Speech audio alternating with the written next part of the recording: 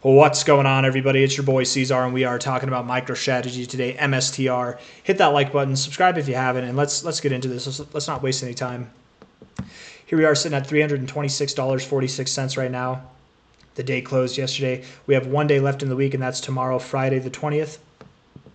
We are, as of now, probably like 8 hours away, 10 hours away from the new day opening, something like that. I do expect that we probably do go lower. It would be nice if we didn't, and there's reasons. I'm going to go over reasons why we could find support here, but the ribbon, statistically speaking, it's basically inevitable at this point that we would go below the ribbon. And if we were to go below the ribbon, right here, hold on, right there, right? This gap is not too far away, right? Up here, I think it's safe to say, it's easier to say we're not going to fill that gap. But as you get closer, it's almost like this self-fulfilling prophecy. It's like it doesn't need to happen, but kind of. It almost has to happen. And I want you guys to understand too with gap fills, hold on.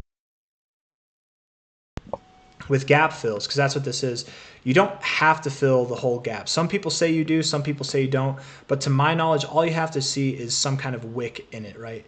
It's more likely to be filled officially if you get a wick that goes all the way through to like the opening or the closing price and the opening price if it fills the whole gap itself. But I think as long as you get something in the gap, that's a gap fill. It doesn't need to fill the whole gap itself. So I don't know if we see the prices going all the way down to 271. That is where the gap filled officially, is right there at 270 and 42 cents technically. That's where it started. And then where it ended was at 297. I do think we'll go below 297 based off of this, but I don't think we go below 270 based off of this, if that makes sense. Some of you might be wondering right now, how do gaps fill? And that's a very good question, right? It's a very suitable question with a very easy answer, right? If you look here, you look at this I'm on the daily time frame, so we look at this candle, we scroll all the way down, you can see it says Friday, the 8th of November. That's the end of the stock week. This next day where the gap happened was Monday, 11th of November, right? So in that time, 2 days went by. Bitcoin over the weekend went up or went down or did whatever, maybe gave MicroStrategy a reason to open the week more bullishly, right? You have a weekend to kind of figure things out. We do have pre-market conditions, after-market conditions. Just because the market closes at this price does not mean it has to open at that price, right? It can open at whatever price it wants to, and that's essentially what it means. You closed at this price, you opened at this price, there's the gap. That's all it is, right? So generally with these gaps, what happens is they happen without the general consensus of the market. They happen in times of excitement or despair, stuff like that, right? Other reasons could be involved, but most of the market participants involved don't get to participate in these prices that are in between the gaps, right? This is all OTC if they get to get any of these prices at all, right? So what needs to happen generally, the idea is you want to see price come down, agree that this was an area that we're trying to get away from, find support there, and then move up. That's why you see these gap fills happen so meticulously and basically like right to the point of the gap fill before you like turning around and doing anything. But not always. It's just an idea. But I'm getting away from the point here. Okay, weekly time frame on the ribbon here. It wouldn't be crazy at all, especially looking at this ribbon right now. The daily, the way it looks, it would make sense that you go below it. The weekly, it would make sense that you at least go down and touch it, and that's down at 272 right now, right? So it wouldn't be crazy at all. Maybe you close tomorrow, Friday, you close it here, and then next week you go down and touch it, and then you come back up and you wick, and you have a bullish time afterwards, right? I do expect Christmas week to be bullish for MicroStrategy, but maybe tomorrow is bearish, and going into next week is bearish as well. The monthly time frame bullish as hell as well. Let's get on to the non-ribbon analysis. Okay, so this is where the more bullish stuff happens. This is where, to me, it seems more bullish. The ribbon paints a very different story than what I'm about to paint now. Okay, if we're looking at the 4 hour, or maybe the 3 hours, sorry. 4 hours are more applicable in crypto. 3 hours are better for stocks, just based on their days. Where you're finding support now, potentially, is where you found support before, whenever you went on that last kind of phase up to your all-time highs, right?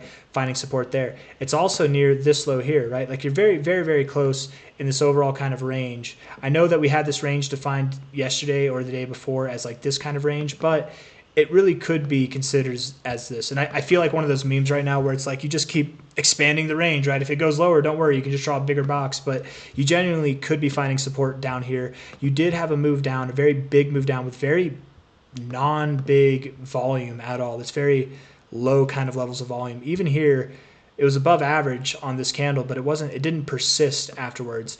It makes me want to say that you do find support here. I want to make that call, but you never know, right? You never know.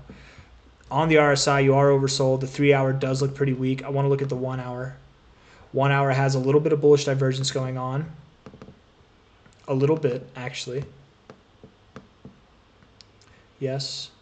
It's got double bullish divergence going on, actually. Depends on what we open up with tomorrow. What about the 15-minute? Yeah, the 15-minute's got some bullish divergence too. Moving lower with volume dying. I think tomorrow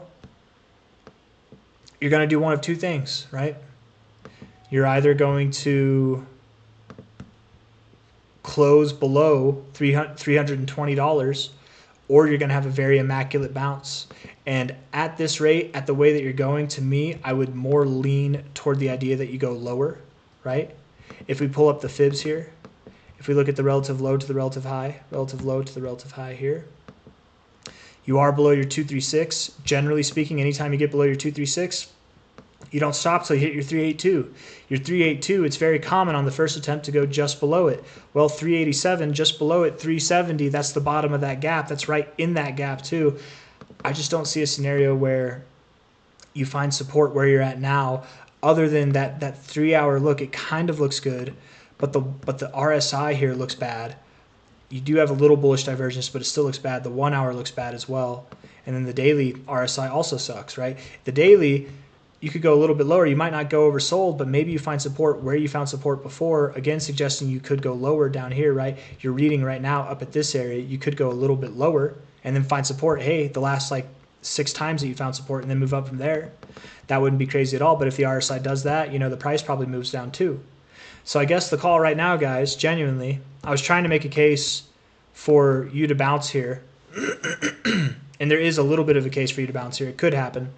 Maybe the best case for you to bounce here would be that Bitcoin probably moves up. But just because Bitcoin, watch this. I'm going to call it right now. For anybody who's watching the video, watch this happen tomorrow. You'll be less scared than you would be if you didn't hear this. Or maybe you would be maybe you wouldn't be phased at all. I don't know. But watch Bitcoin move up tomorrow, and then MicroStrategy move down. Watch Bitcoin move up tomorrow and MicroStrategy move down, right? Everybody thinks that they're tethered, so then whenever they move opposite, they think that something's broken, right? But MicroStrategy can move down while Bitcoin moves up. It happens.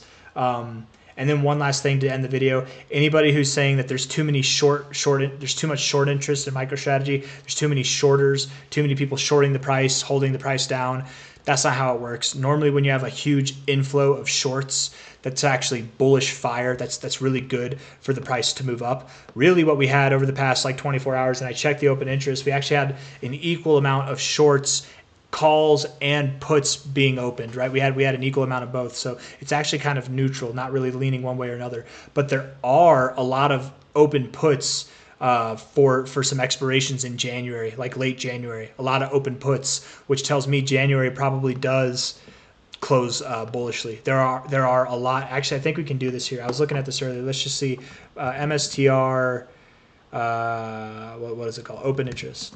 This is what I typed in earlier. Let's just see. Yeah, it was on this option charts. Yeah. And I don't know how accurate this data is, right? But I'm assuming that they do their due diligence, right? You look here, right? January 17th.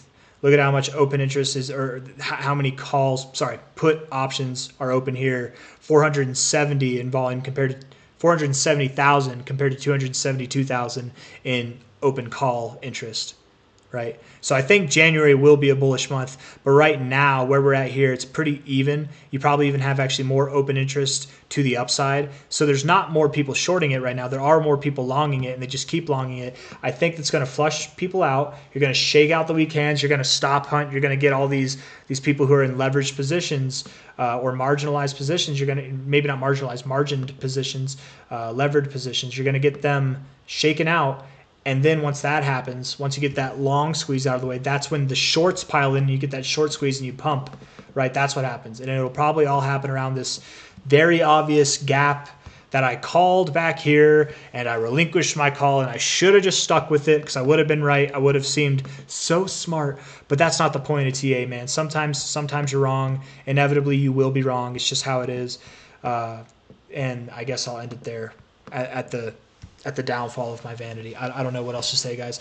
I think that MicroStrategy is at $326 now. It's going to move down just below 290, just above 270, and then from there we can work our way up. I bet tomorrow Bitcoin moves up and MicroStrategy moves down. I bet that happens, and then I bet next week, going into Christmas week, we see this thing reverse. We see it turn the beat around. Maybe tomorrow it's down here. Maybe next week it opens up a little bit lower, and then sometime after Christmas, because I think Christmas Eve and Christmas Day, they're closed. So sometime on like Thursday, Friday, we start to come back up. And then that last week of December going into January, we're really going to get away.